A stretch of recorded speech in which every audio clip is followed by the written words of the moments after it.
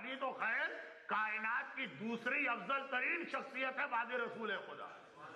ولایت کا تقاضا یہ ہوتا ہے، نبوت کا تقاضا یہ. ایک واقعہ ہے سفینۃ البحار میں شیخ عباس قمی نے لکھا، اور وہ یہ کہ مدینے کے لوگوں بلال کی اذان بڑی ناگوار گزرتی تھی. ایک ایسا آدمی جس کی عربی بھی صحیح نہیں، شین کو سین بولتا، سینو بلال شین عند اللہ، وہ حدیث اس واقعے کے بعد آئی. نہ اتنا اچھا لہجہ. اب پیغمبر نے مقرر کیا بلال اذان دے رہے، بہت مشہور واقعہ ہے، لیکن جہاں تک بات پہنچی تھی ولایت ولایت. ایک بار سنا، مہینہ سنا، سال سنا، بلال کی اذان میں مزہ نہیں آ رہا. چنانچہ سارے مدینے والوں نے اجماع کیا اور کہا کہ بلال کو ہٹا کر کسی بہترین قاری کو جس کی آواز بھی بڑی اچھی ہو اور جس کے مخرج و تلفظ بھی بالکل صحیح ہو، اس سے اذان دلوائی.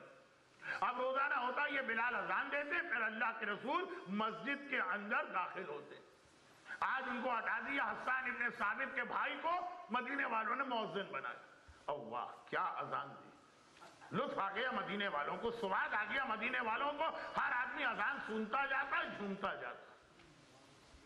اذان ختم ہو گئی، لوگوں نے کہا یہ ہوتی ہے اذان. اتنے سالوں کے بعد آج یہ پتا چلا کہ اذان کسے کہتے ہیں. اور اب پیغمبر کا انتظار ہو رہا ہے، ٹائم وقت فضیلت آ رہا ہے، گزر رہا، اور لوگ گھبرا گئے. اب تک اللہ کے رسول لائے خیریت تو ہے. لوگ گئے دروازے پہ دستک دی. پیغمبر نے دروازہ کھولا، کہا کیا بات یا رسول اللہ، وہ اذان ہو چکی ہے، نماز کا وقت فضیلت کہیں نہ چلا جائے، آپ مسجد میں آئے کیوں نہیں؟ طبیعت تو خراب نہیں ہوگی، بیمار تو نہیں ہوگی؟ پیغمبر نے کہا اذان ہو گئی. کب ہوئی اذان؟ میں تو انتظار کر رہا ہوں بہت دیر سے.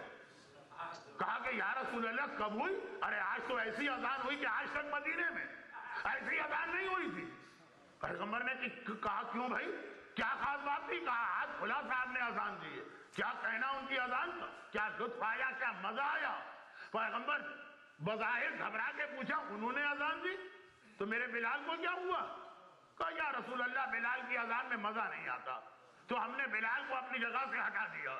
پیغمبر نے فرمایا کہ جب تک بلال اذان نہیں دے گا میں آ کے نماز نہیں پڑھاؤں گا.